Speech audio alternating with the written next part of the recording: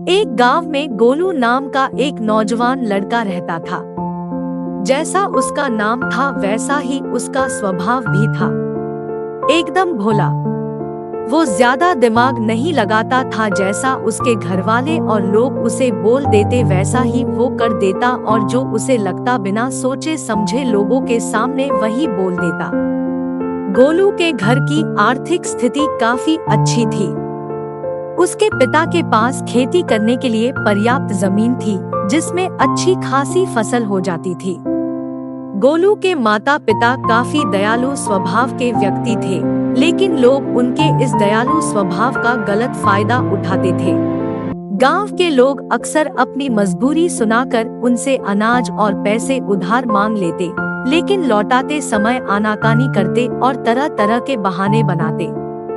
गोलू के माता पिता भी अपने शांत और दयालु स्वभाव की वजह से लोगों पर अपना उधार वापस लेने के लिए दबाव नहीं डालते थे। इस तरीके से दोस्तों, रिश्तेदारों और गांव वालों के बीच उनके बहुत से पैसे उधार के रूप में फंस चुके थे। इसके बावजूद अब भी अगर उनके पास कोई अपनी मजबूरी सुनाकर रोने लग जाता तो वो उसे भी धन या पैसे उधार देकर उसकी मदद कर देते। शायद अपने माता पिता की वजह से ही गोलू का स्वभाव भी इतना भोला था। इसी बीच गोलू के माता पिता बड़े धूमधाम से भोलों की शादी भी कर देते हैं, लेकिन गोलू की पत्नी स्वभाव से थोड़ी तेज और नाज नखरे वाली थी। इसीलिए वो अपनी मनमर्जी के खर्चे करती और अपनी बातों से घरवालों को दबा कर रखती। लेकिन गोलू अपनी पत्नी से बहुत प्रेम करता था। वो उसकी हर इच्छा पूरी करता और उसे अपनी सारी बातें साझा करता। इसी तरीके से कुछ साल बीत गए, लेकिन एक दिन अचानक गोलू के पिता की तबीयत खराब हो गई। उन्हें गांव के वैद्य के पास ले जाया गया, लेकिन गांव के वैद्य को उनकी बीमारी का पता नहीं चल पाया। तो फिर उन्हें नगर के बड़े बेटे के पास ले जाया गया, जहां जाकर उन्हें पता चला कि गोलू के पिता के शरीर में करके रोग की शुरुआत हो चुकी है। वैद्य ने गोलू की मां को बताया कि वैसे तो इस रोग का कोई इलाज नहीं है, लेकिन क्योंकि अभी रोग की शुरुआत ही है, इसीलिए अगर सही उपचार किया जाए तो संभावना है कि रोगी को बचाया जा सकता है। लेकिन इस उपचार में समय और धन दोनों की बड़ी मात्रा में जरूरत है। गोलू और गोलू के पिता को वैद्य के पास छोड़कर उसकी मां धन की व्यवस्था करने के लिए गांव वापस आ जाती है, और वह उन सभी लोगों के घर जाती है जिन्होंने पैसे उधार दे रखे थे। उनमें से कुछ लोग तो पैसा वापस कर देते हैं, लेकिन ज्यादातर लोग यहाँ वहाँ के बहाने बनाकर बात को टाल देते हैं। इसीलिए गोलू की मांग गांव के सेठ से ब्याज में पैसे लेकर शहर वापस चली आती है और अपने पति का इलाज शुरू करवाती है। लेकिन इलाज बहुत ही महंगा था और लंबा चल रहा था। इसीलिए साहूकार से और ज्यादा पैसे उधार लेने की बजाय गोलू और उसकी मां ने अपने कुछ खेत बेचने का निश्चय किया, और उन्होंने अपने कुछ खेत गांव के सेठ को बेच भी दिए। लेकिन इतना लंबा इलाज करवाने के बावजूद भी गोलू के पिता की तबीयत ठीक होने का नाम नहीं ले रही थी। उनके इलाज के खर्चों की वजह से लगातार गोलू के मां के गहने और उनके खेत बिकते चले गए। अब तो उनके पास नाम मात्र के ही खेत शेष रह गई थी, लेकिन दूसरी तरफ गोलू के पिता की तबीयत दिनों दिन और भी खराब होती जा रही थी। एक दिन जब गोलू बाजार से कुछ सामान लेकर जी के घर पहुंचा तो उसने देखा कि उसकी मां उसके पिता का सिर अपनी गोद में रखकर जोर जोर से रो रही है। गोलू के पिता इस दुनिया को छोड़कर जा चुके थे। उसके पिता की मौत के बाद उसकी मां भी बहुत उदास और दुखी रहने लगी थी। साथ ही उनके परिवार में गरीबी का पहाड़ टूट पड़ा था, क्योंकि जो थोड़े बहुत खेत बचे भी थे उन्हें गोलू सही तरीके से संभाल नहीं पा रहा था। अब तक घर और खेत की सारी जिम्मेदारी उसके पिता ही संभाला करते थे, इसीलिए किसी भी काम को ठीक से नहीं कर पा रहा था। गोलू की पत्नी, जिसे मनमर्जी खर्चा करने की आदत थी, अब उसके फिजूल खर्चे भी बंद हो चुके थे। इसीलिए अब वो अपनी सास और गोलू से कुछ नहीं थी। घर में रोज छोटी छोटी बातों पर झगड़ा कर लेती, लेकिन गोलू और उसकी माँ चुपचाप उसकी बातें सुन लेती। गोलू अपने साधारण स्वभाव की वजह से अपनी सारी कमजोरियों, पिछली गलतियों और सारी बेवकूफियों के बारे में अपनी पत्नी को बता देता। बाद में पत्नी उसकी इन्हीं बेवकूफियों के बारे में बोल बोल कर उसे ताने मारती और कई बार तो अपने मायके वालों के सामने उसे जलील भी करती। गोलू को लगता था कि अगर वो अपने दोस्तों और रिश्तेदारों से अपनी मजबूरी और दुख के बारे में बात करेगा तो लोगों से उसे सहानुभूति और मदद मिलेगी, लेकिन लोग उसकी मजबूरी सुनकर उसके सामने तो उसे विचारक कहते, लेकिन बाद में उसका मजाक उड़ाते कि कैसा बेवकूफ इंसान है, इसका बाप ही बेवकूफ था और यह भी बेवकूफ है, हम इसकी मदद कैसे कर दें? ये लल्लू इंसान हमारे पैसे वापस कैसे करेगा? इसी तरह से लोग उसकी पीठ पीछे उसके बारे में तरह तरह की बातें करती और उसका मजाक बनाते हैं। लोग गोलू और उसकी माँ के सामने अच्छी अच्छी सलाह तो देते, लेकिन कोई भी असलियत में उसकी मदद करने के लिए सामने नहीं आता था। ऐसे ही एक दिन अचानक रात में गोलू की माँ के सीने में दर्द उठा और वो भी भगवान को प्यारी हो गई। इस घटना के बाद से गोलू बहुत ही उदास और परेशान रहने लगा। काम तो वह पहले से ही ठीक से नहीं कर पाता था, लेकिन अपनी माँ के जाने के बाद अब वो घर में ही उदास और दुखी होकर बड़ा रहता था। इस बात पर उसकी पत्नी उसी दिन भर ताने मारती और पड़ोसियों से उसकी बुराई करती। वह कहती जैसे इसके माँ बाप ने कम में और डरपोक थे, वैसा ही ये भी है।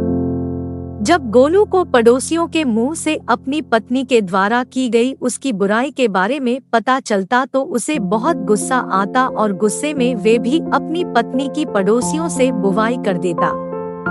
उनकी इस आदत की वजह से पड़ोसी अपने सामने गोलू और उसकी पत्नी का मजाक बनाते हैं और उन दोनों की एक दूसरे से चुगली भी करते, जिसकी वजह से गोलू और उसकी पत्नी के बीच झगड़े होने शुरू हो गए।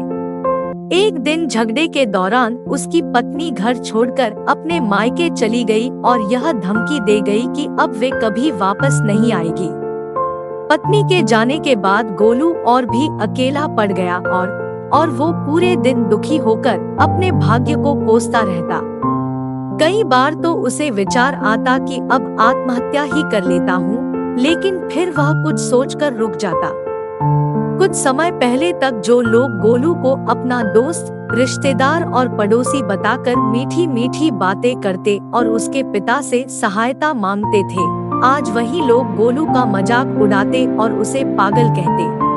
अंदर से दुखी और पूरी तरह से टूट चुका गोलू बस किसी तरह से अपना जीवन काट रहा था। लेकिन एक दिन गोलू के गांव में एक बहुत ही प्रसिद्ध महात्मा आते हैं। जब गोलू को उन महात्मा के बारे में पता चलता है तो वह सीधे उनके पास जाता है और उनके चरणों में गिरकर रोने लगता है। महात्मा गोलू को उठाते हैं और उससे उसके इस असीम दुख का कारण पूछते हैं, तो गोलू अपने परिवार की सारी कहानी महात्मा जी को कहा सुनाता है। गोलू की पूरी बात को ध्यान से सुनने के बाद महात्मा उससे कहते, तुम्हारे परिवार की इस हालत का कारण कोई और नहीं बल्कि तुम्हारा और तुम्हारे माता पिता का हद से ज्यादा सीधा होना और उन पारिवारिक बातों को दूसरों से बता देना है। जिन बातों को कभी किसी से साझा नहीं करना चाहिए। तुम्हारे सीधे स्वभाव का इलाज तो लोगों के द्वारा दिए गए धोखों, तानों और तुम्हारी इस हालत में कर ही दिया है। लेकिन आज मैं तुम्हें उन 7 बातों के बारे में बताऊंगा जिनके बारे में तुम्हें किसी से भी बात नहीं करनी चाहिए। गोलू पूरा ध्यान लगाकर महात्मा जी की बातें सुन रहा था। महात्मा जी ने कहना शुरू किया, पहली बात जो तुम्हें किसी से नहीं बतानी वो है तुम्हारे दुख और मजबूरी। ज्यादातर लोगों के जीवन में छोटा सा दुख और मजबूरी आई नहीं कि वो इसका ढिंढोरा पीटना शुरू कर देते हैं। लेकिन क्या दूसरों को अपना दुख और मजबूरी बताने से हमें उस दुख से छुटकारा मिल जाता है? नहीं, बिल्कुल नहीं, बल्कि ऐसा करने से हम लोगों की नजरों में एक कमजोर और मजबूर व्यक्ति साबित हो जाते हैं। ज्यादातर लोग मदद तो करते नहीं, लेकिन हमारी पीठ पीछे हमारे इस मजबूरी का उपहास जरूर उठाते हैं। जरा सोचो, दूसरों से अपनी मजबूरी बताने का क्या कारण हो सकता है? या तो अपनी मजबूरी बताकर सामने वाले की सहानुभूति हासिल करना चाहते हैं, या फिर उससे किसी प्रकार की आर्थिक मदद चाहते हैं।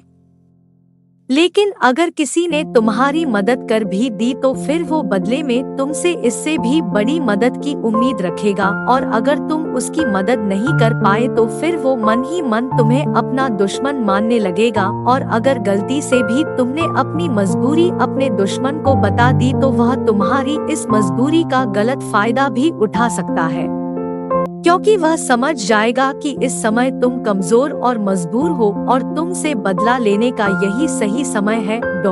इसीलिए अपने दुख और मजबूरी किसी के भी साथ साझा मत करो और लोगों के स्वभाव को पढ़ना सीखो, क्योंकि अगर तुमने लोगों के स्वभाव और नियत को गहराई से समझना सीख लिया तो तुम खुद को बहुत सी मुसीबतों से बचा सकते हो। वैसे दोस्तों, किसी भी इंसान की असल स्वभाव और उसकी नियत के बारे में समझना काफी आसान हो जाता है। महात्मा ने कहा, दूसरी बात जो तुम्हें लोगों से साझा नहीं करनी वो है अपनी अतीत की गलतियां और भविष्य की योजनाएं। अतीत में जो भी गलतियां हमसे हो चुकी है, फिर चाहे वो हमारी बेवकूफी की वजह से हुई हो या फिर हमने जानबूझकर की हो, उन्हें किसी दूसरे व्यक्ति को नहीं बताना चाहिए, क्योंकि बताने से अतीत की गलतियां तो ठीक नहीं की जा सकती, लेकिन ऐसा करके हम लोगों की नजरों में उपहास का पात्र जरूर बन जाते हैं। हमारी अतीत की गलतियां पता चलने के बाद लोग हमें शक की नजर से देखना शुरू कर देते हैं और लोगों को हम पर भरोसा भी कम हो जाता है, और कई मौकों पर तो लोग हम पर भरोसा करना ही छोड़ देते हैं। भले ही अब हम वो इंसान ना रहे हो जो उस समय थे जब हमने वो गलती की थी, लेकिन लोग फिर भी हमें हमारी उस अतीत की गलती के साथ ही जोड़कर देखेंगे, और यह एक चीज समाज में हमारी छवि को खराब करती है और एक भरोसेमंद व्यक्ति का दर्जा हमसे छीन लेती है। दूसरी तरफ हमें अपने भविष्य की योजनाएं भी लोगों को नहीं बतानी चाहिए, क्योंकि ऐसा करने के दो बड़े नुकसान हैं। पहला, हर व्यक्ति के अंदर कहीं ना कहीं खुद को दूसरों से श्रेष्ठ साबित करनी और अपनी तारीफ सुनने की चाहत होती है, और ये चाहत उनके अंदर बैठे अहम की वजह से होती है। तो लगभग हर व्यक्ति ही अपने अंदर के इस अहम की पूर्ति के लिए बड़े बड़े लक्ष्य बनाता है और फिर उन लक्ष्यों की पूर्ति के लिए योजनाएं। लेकिन जब वही व्यक्ति अपने लक्ष्य और योजनाएं लोगों को बताने लगता है तो उसके बड़े बड़े लक्ष्य और योजनाओं के बारे में सुनकर लोग उसकी तारीफ करने लगते हैं, और अपनी इस झूठी तारीफ को सुनकर व्यक्ति के अहम को ठंडक मिलती है। वो हम जो उसे ऊर्जा दे रहा था अपने लक्ष्य की पूर्ति के लिए, वो अब ठंडा पड़ने लगता है, जिससे आप व्यक्ति के अंदर अपने लक्ष्य के प्रति वो जज्बा नहीं रह जाता जो काम की शुरुआत में था, और इस बात की संभावना कई गुना बढ़ जाती है कि व्यक्ति अपने उस काम को बीच में ही छोड़ दे और उसका वो लक्ष्य कभी पूरा ही ना हो। इसीलिए हमेशा काम पूरा होने के बाद ही लोगों को उसके बारे में बताना चाहिए, और वैसे भी उन लोगों को अपनी योजनाओं के बारे में बताने का कोई मतलब नहीं जो हमारी उस योजना का हिस्सा ही नहीं है। समय से पहले अपनी योजनाओं के बारे में बताने का दूसरा नुकसान यह भी है कि लोग हमारी उस योजना को पूरा ही नहीं होने देंगे, क्योंकि कोई भी नहीं चाहता कि दूसरा व्यक्ति उससे आगे निकल जाए। इसलिए जब लोगों को तुम्हारे लक्ष्य और योजनाओं के बारे में पता चलेगा तो वो तुम्हें पीछे खींचने की कोशिश करेंगे, यहाँ तक कि वे लोग भी जो अब तक आपकी मदद कर रहे थे। आपके दोस्त और रिश्तेदार भी पीछे हट जाएंगे, और अगर तुम्हारा बुरा चाहने वाले लोगों को तुम्हारी योजनाओं के बारे में पता चल गया तो वह निश्चित रूप से तुम्हारी योजना को असफल बनाने की पूरी कोशिश करेंगे। इसलिए अपनी अतीत की गलतियां हो और भविष्य की योजनाओं को हमेशा गुप्त रखना चाहिए। महात्मा ने कहा, तीसरी बात जो तुम्हें किसी से नहीं बतानी वो है अपने घर की बातें। हमारे घर में हमारे माता पिता, बच्चों, सास, बहू या पति पत्नी के बीच क्या बातें हो रही है वो हमें किसी से नहीं बतानी चाहिए, क्योंकि वो दोस्तों, रिश्तेदारों और पड़ोसियों से एक दूसरे की बुराई करते हैं। इसीलिए अगर हम अपने परिवार के सदस्यों की तारीफ नहीं कर सकते तो किसी और से हमें उनकी बुराई भी नहीं करनी चाहिए। महात्मा ने आगे कहा, चौथी बात जो तुम्हें किसी से नहीं बतानी वो है अपनी कमजोरियां और अपनी ताकत।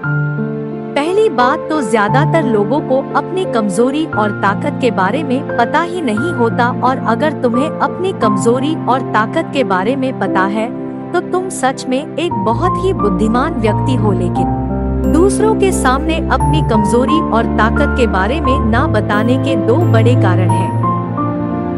पहला कि अगर तुम्हारे दुश्मनों को तुम्हारी सबसे बड़ी ताकत के बारे में पता चल गया तो अब वो तुम्हारी सबसे बड़ी ताकत नहीं रह जाएगी, क्योंकि तुम्हारे दुश्मन तुम्हारी उस ताकत का कोई ना कोई तोड़ निकाल ही लेंगे। और अगर तुम्हारी सबसे बड़ी कमजोरी भी लोगों के सामने उजागर हो गई, जो लोग अपनी बात मनवाने के लिए तुम्हारी उस कमजोरी पर ही प्रहार करेंगे और तुम्हें मजबूर होकर हमेशा ही दबना पड़ेगा, वो सामने वाले की बात माननी पड़ेगी। इसीलिए अपनी कमजोरी किसी को भी नहीं बतानी चाहिए, यहाँ तक कि पति को अपनी पत्नी से और पत्नी को अपने पति से भी नहीं, क्योंकि जरूरत पड़ने पर अपनी बात मनवाने के लिए यह एक दूसरे की कमजोरियों का फायदा भी उठा सकते हैं। और अगर पति की कमजोरी पत्नी को पता है तो पति को हमेशा ही दबकर रहना पड़ेगा, और इसका उल्टा भी उतना ही सही है। महात्मा ने आगे कहा, पांचवी बात जो तुम्हें दूसरों से नहीं बतानी वो है अपनी आमदनी और अपने धन के बारे में। अब किसी से अपनी आमदनी के बारे में ना बताने का क्या कारण हो सकता है? तो इसके दो बड़े कारण हैं। पहला कि अगर हमारी आमदनी कम है और लोगों को इसके बारे में पता चल गया तो वो जरूरत पड़ने पर कभी भी हमारी आर्थिक मदद नहीं करेंगे और हमसे दूर भागेंगे, क्योंकि समाज में एक गरीब व्यक्ति की आर्थिक मदद करने से हर व्यक्ति डरता है। उन्हें इस बात का डर होता है कि इसकी आमदनी तो इतनी कम है, ये पैसे वापस कैसे करेगा। और साथ ही हमारी आमदनी के बारे में जानकर लोग हमारी हैसियत का अनुमान भी लगा लेते हैं और फिर हमें उसी के अनुसार इज्जत भी देते हैं, और अगर आमदनी बहुत कम है तो हमारा उपहास भी उड़ाते हैं। लेकिन दूसरी तरफ अगर आपकी आमदनी ज्यादा है और लोगों को इसके बारे में पता है तो वह छोटी सी भी जरूरत पड़ने पर आपके पास ही आर्थिक मदद मांगने आएंगे, और अगर किसी कारण बस आपने उनकी मदद नहीं की तो वो सोचेंगे कि ये व्यक्ति हमारी मदद कर सकता था लेकिन उसने जानबूझकर मदद नहीं की। तो इस तरीके से आपकी ज्यादा आमदनी आपके दोस्तों और रिश्तेदारों के साथ आपके आपसी मनमुटाव और झगड़े का कारण बनेगी। इसीलिए अगर आमदनी कम है तो लोग मजाक उड़ाएंगे, और अगर ज्यादा है तो हर व्यक्ति तुमसे मदद मांगता रहेगा। इसीलिए अपने धन के बारे में बात ना करने में ही समझदारी है। और शास्त्रों में तो यहाँ तक कहा गया है कि पति को अपनी कमाई के बारे में कभी भी पूरी तरह से अपनी पत्नी को नहीं बताना चाहिए, क्योंकि अगर पत्नी को पति की कमाई के विषय में पता चल गया तो वो उसकी कमाई को अपने हिसाब से चलाने की कोशिश करेगी, उसके धन पर जरूरत से ज्यादा अपना अधिकार जताएगी और पति के तमाम खर्चों पर रोक लगाने का प्रयास करेगी। महात्मा ने उसे आगे कहा, छठी बात जो तुम्हें लोगों से नहीं बतानी वो है अपने अपमान के बारे में। अगर तुम्हें किसी कारण से कहीं पर भी अपमानित होना पड़ा है तो इसके बारे में कभी किसी चर्चा ना करो, अपनी पत्नी को भी ना बताओ, क्योंकि तुम्हारी पत्नी बेशक उस वक्त तुम्हारे पक्ष में बात करेगी लेकिन बाद में बात बात पर उस अपमान का ताना देती रहेंगी। और अगर दूसरे लोगों को भी तुम्हारे उस अतीत में हुए अपमान के बारे में पता है तो वो कभी भी चार लोगों के सामने तुम्हारे उस अपमान के बारे में बात करके तुम्हें जलील कर सकते हैं। महात्मा ने आगे कहा, सातवीं और अंतिम बात जो तुम्हें दूसरों से साझा नहीं करनी वो है अपने मित्र और अपने शत्रुओं के बारे में। हालांकि ज्यादातर लोगों को इससे कोई मतलब नहीं होता कि हमारे मित्र और शत्रु कौन है, लेकिन इस जानकारी का गलत फायदा वो लोग उठा सकते हैं जो हमारा बुरा चाहते हैं। अगर हमारे शत्रुओं को यह पता चल गया कि हमारे मित्र कौन है, जो जरूरत पड़ने पर हमारा साथ दे सकते हैं, तो वो हमारे मित्रों के साथ अपने संबंध गहरे करके उन्हें हमसे दूर ये हमारे खिलाफ कर सकते हैं। और अगर हमारे मित्रों को ये पता है कि हमारा सबसे बड़ा शत्रु कौन है, तो अगर आने वाले समय में किसी कारण बस हमारा वो मित्र हमारा शत्रु बन जाता है, तो वो हमारे उस पुराने शत्रुओं के साथ मिलकर हमारा बड़ा नुकसान कर सकता है। इसलिए अपने मित्र और शत्रु के बारे में हर जगह सबके सामने बखान नहीं करना चाहिए। इतना कहने के बाद महात्मा जी मौन होकर गोलू के चेहरे की तरफ देखने लगे। गोलू की आंखों में आंसू थे, पश्चाताप के आंसू। आज पहली बार उसे महसूस हुआ कि वो अपनी पत्नी, दोस्तों और गांव वालों को अपनी हर एक बात बताकर कितनी बड़ी गलती कर रहा है, और उसकी इसी नादानी की वजह से सब उसे बेवकूफ समझते हैं, और उसकी पत्नी भी उसकी इज्जत नहीं करती और उसे छोड़कर जा चुकी है। लेकिन उस दिन महात्मा जी के सामने ही गोलू ने मन ही मन में यह निश्चय किया कि आज के बाद वो अपने राज किसी को नहीं बताएगा, अपना शोषण नहीं होने देगा, और एक जिम्मेदार वो गंभीर व्यक्ति बनने का पूरा प्रयास करेगा। दोस्तों, उम्मीद करता हूँ आपको इस कहानी से एक अच्छी सीख मिली होगी।